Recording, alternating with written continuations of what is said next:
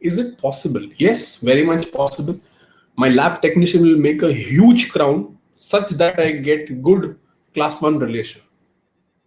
But then what I am also forgetting is, after fabrication of such a huge crown, there is the placement of the crown which is going to be at an angle to my abutment.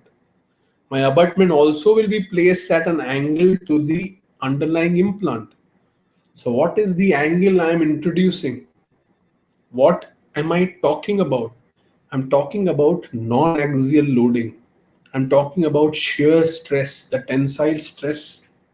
Every time the patient bites, he is going to induce a lot of stress on the underlying implant. My bone is cancellous in the maxilla.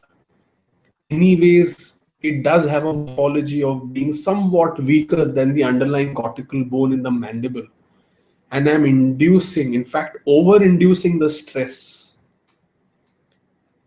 Will my longevity exist?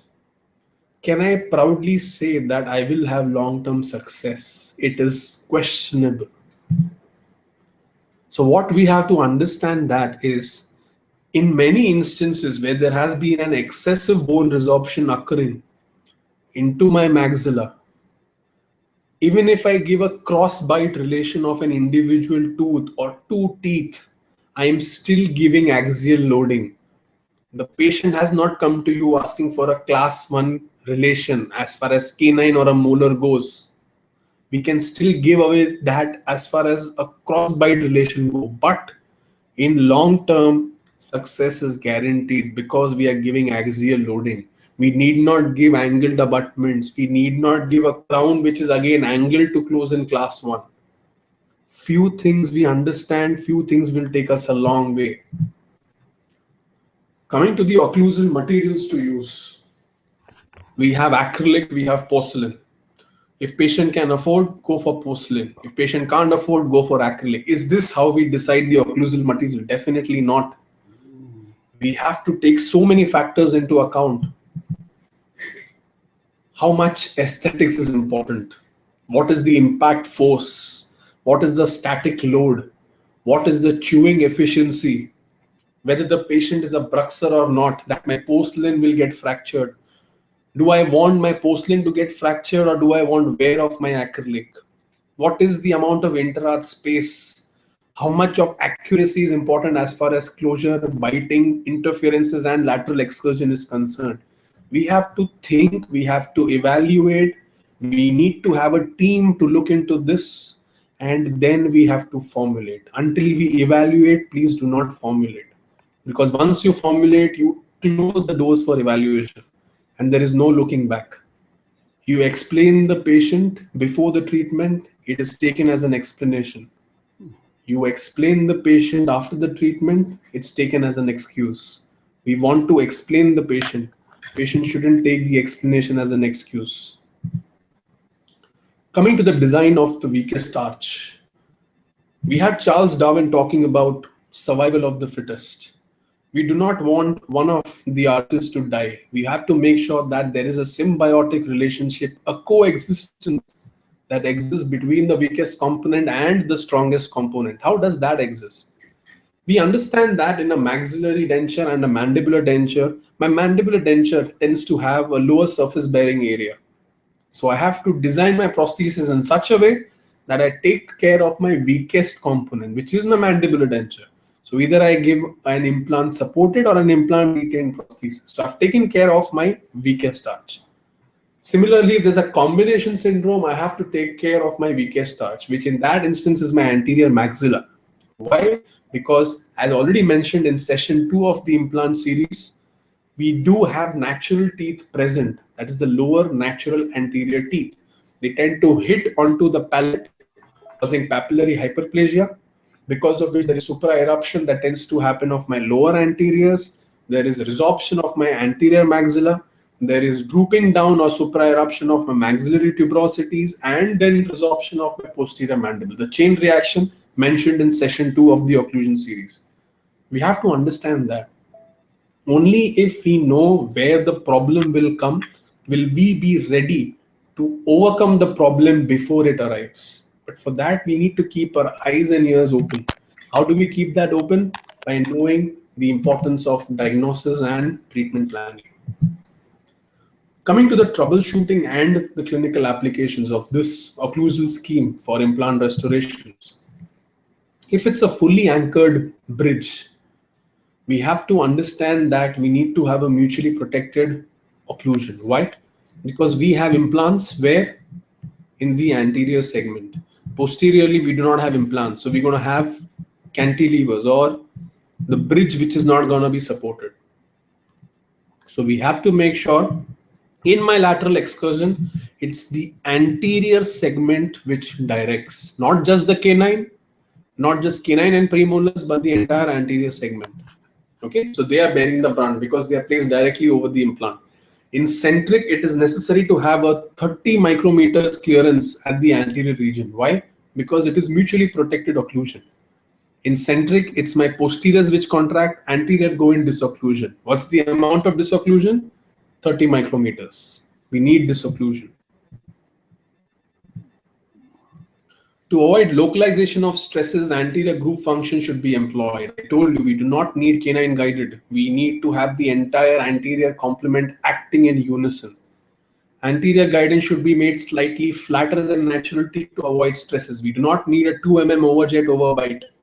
We do not want the anterior teeth to touch my cingulum surface of the upper anteriors. Even if they touch my palatal surface just about 2 mm closed, it's still fine. Coming to the freestanding bridges, that means we do not have any cantilever, we have implants over which you will be having your prosthesis. Coming to Kennedy class 1, Kennedy class 1 is bilateral edentulous areas posterior to the natural teeth remaining. Meaning clearance of the anterior teeth should be smaller than the natural teeth. Amount of disocclusion is same as the natural teeth since the why? Since the because we have natural teeth present. So we're going to be opposing that with natural teeth. So we need not worry about the disocclusion. The values is protrusive should be 1.1 mm, non-working side is 1 mm, working side 0.5 mm. I've explained what is working and non-working side in session 1, wherein we've explained the mandibular movements. Coming to Kennedy class 2, this is unilateral edentulous area distal to the natural teeth remaining. In centric, the posterior osseointegrated bridges should have 30 micrometer open contacts, while anteriors also should have 30 micrometer open contacts. Why is that? Why is this? Because we are having closure in centric.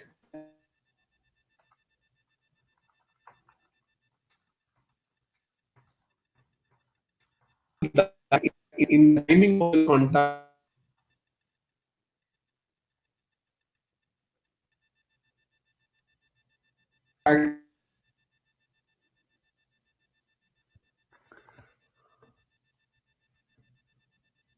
I want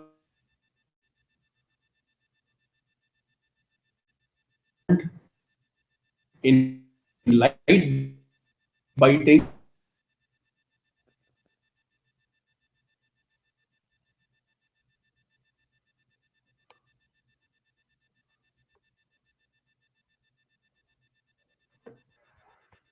trying to change the slide.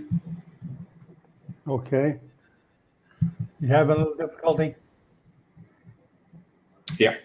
For Kennedy's class 3, this is when you have natural teeth anterior and posterior to the remaining teeth. That is, we have missing teeth between the natural teeth.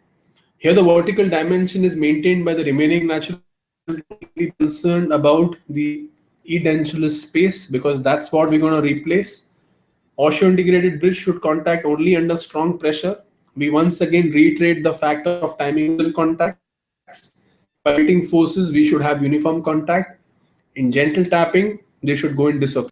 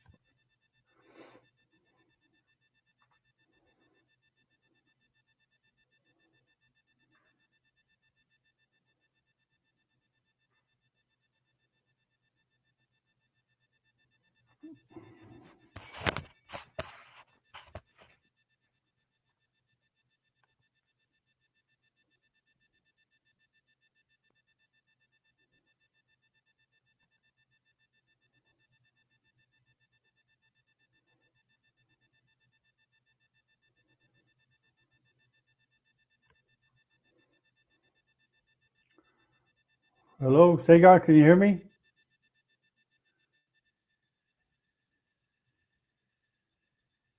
Okay.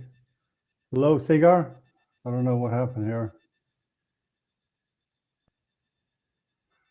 Sagar, can you hear me? Can you hear me?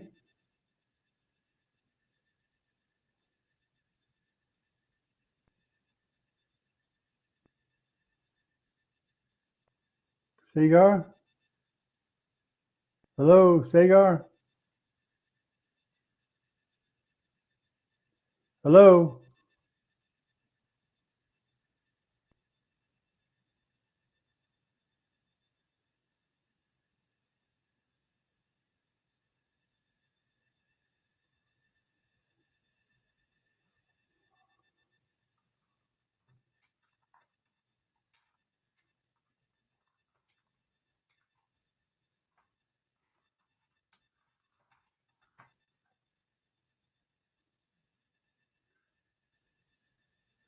Hello, Sagar?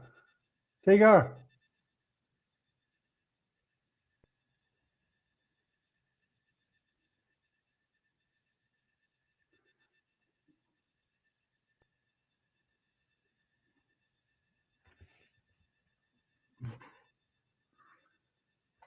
Sagar? Hello?